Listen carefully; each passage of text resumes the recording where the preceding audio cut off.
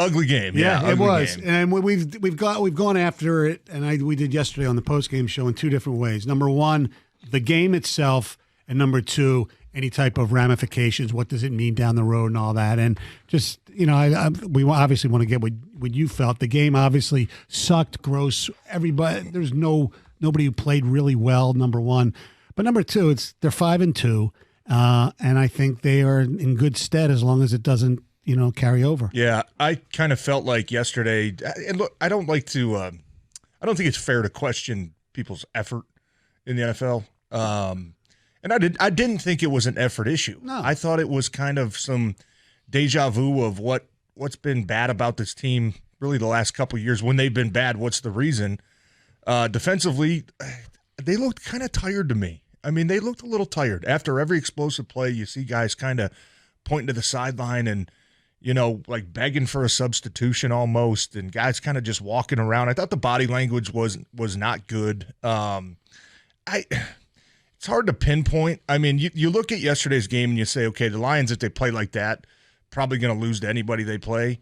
But if Baltimore plays like that, I feel like they would have kicked anybody's ass. They would have played yesterday in the league as well. Like, it was one of those, you were off and they were just playing the best game they could possibly play, right? And that's obviously a recipe for a complete disaster. I don't think there's any room to panic because I think this team, what they've shown us now over the last probably full season of 17 games is that they know how to rebound. They know how to go into the foxhole and, kind of regroup and, hey, we've had a lot of positive noise around us. You're probably going to hear some negative things this week, but I don't think that's any cause for a panic and, hey, we got to start making all these changes. You just got to get back to work. It's one of those games. We've been talking all season. You're not going to win 16 games, right? You're going to lay a stinker out there eventually. I don't mean to be Mr. Positive, but good news is you're still 5-2 football team and everything's ahead of you, right? Stoney will hang up on you. That's right. Yeah, don't get mad at me, Stoney. I know. But it was just one of those days, and offensively, obviously, if you get into a shootout like that where your defense is struggling early, you can't go 3 and out every single drive. Correct. Right? You can't lay an egg in the red zone. It was just it was one of those days. It'll be interesting to see if this kind of boosts them into, rethinking maybe some moves that they weren't thinking about. Hey, trade deadline coming up. Hey, some free agents out there. I think yesterday was pretty clear that you still need help on the defensive line. The pass rush was absolutely nothing. I thought Hutchinson did he was noticeable. Yeah. But when he's getting double teamed and triple teamed and nobody else is winning, even come close to winning, you got an issue there. And I think you're going to have games where, we saw against Atlanta where you're going to get 5 sacks, or Green Bay where, you can win a couple one-on-ones. But I think now we've seen kind of the pattern of this team is if Hutchinson's not getting back in the backfield, you don't really have anybody else there. Charles Harris, I don't know if Coach explained that. He was a healthy scratch, right? Healthy scratch. Kind of, I mean, I'm not saying Charles Harris is a premium pass rusher in this league, but that was a decision that was kind of like, okay, didn't really understand it, but I think it's clear that they need some pass rush help. I do. And I think, if anything, yesterday should kind of catapult that conversation with Brad Holmes and Dan saying, if we want to be the team we think we can be, we're not done building this team yet. We still need to bring in some help. Schematically, defensively, it looked, and they said it on the TV broadcast. I'm sure you and Lomas pointed it out as well. The amount of cushion that was given the Baltimore receivers, it seems like it was like the Seattle game again. Without Jerry Jacobs, then now you want to say that hurt them maybe, but they just gave them so much room back there. It was ridiculous again. It did remind me of the Seattle game a little bit, other than you're playing 15 yards off line of scrimmage and still lighting up explosive play after explosive play. Yeah.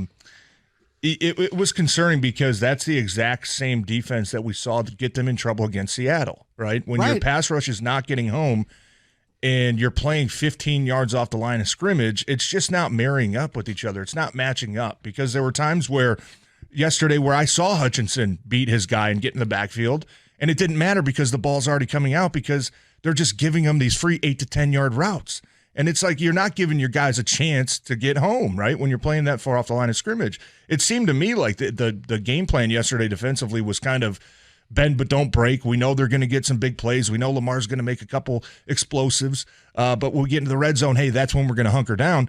They didn't even come close to doing that. No. I mean, but I thought, I was extremely impressed with what Baltimore did offensively yesterday. I mean, some of those play calls, John, we've been around football for our entire lives. I've never seen before. I mean, you're running like a read option with a pass. Lamar's, pretending to run and find a lane, and then all of a sudden you sneak the running back out late, and he goes for an 80-yard gain. I mean, it's like I've never seen these things. The pass to the fullback. Yeah, I mean, I've never seen those things, and I just thought it was.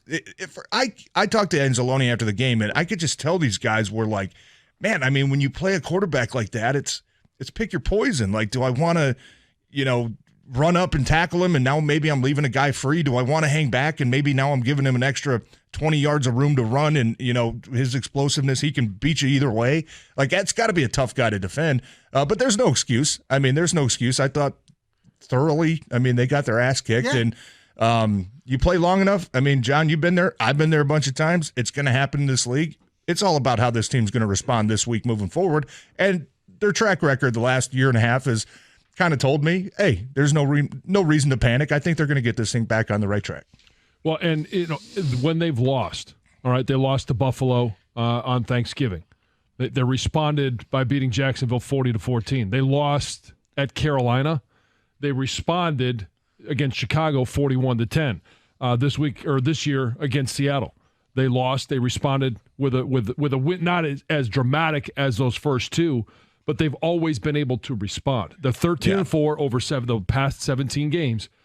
And you're responding with not only a win, but like with a win streak, though. Right. Yes, yeah. That's it. Yeah. So, and so you go Buffalo, and it was 3 in a row. Yeah. And I talked about the Jacksonville game. It was 40-14. Like, they put it on them. Yeah. And then it was Carolina. And then it was, 41-10 over Chicago. And there was only 2 games left. But you get the point that they don't dwell on one. They're able to turn the page. And you could turn the page when you have confidence in what you're doing. You have confidence in the coach. You have confidence just that's not who you are. And I didn't like it that I felt like they got beat up at the line of scrimmage, whether it was the offensive line or defensive line.